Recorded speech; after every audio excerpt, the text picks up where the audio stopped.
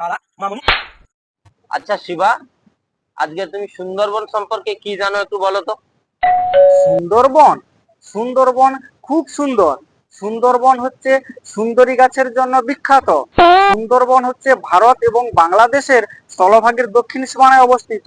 ভারতে আছে 1.5% আর 2.5% আছে বাংলাদেশে। আচ্ছা, সুন্দরবনে একাধিক জীব বৈচিত্র্য লক্ষ্য করা যায়।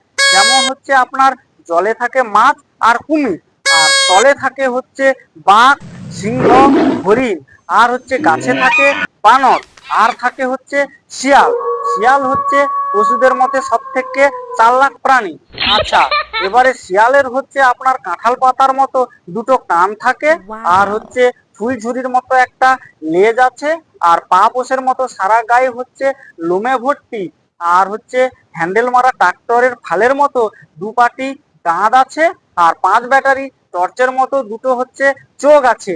আর ওই সুচালো মুখ দিয়ে যখন একটা শিয়াল বলে হুক্কা হুয়া, আর তখন দলের বাকি শিয়ালগুলো বলে ক্যা হুয়া ক্যা হুয়া। সালা মামুনি।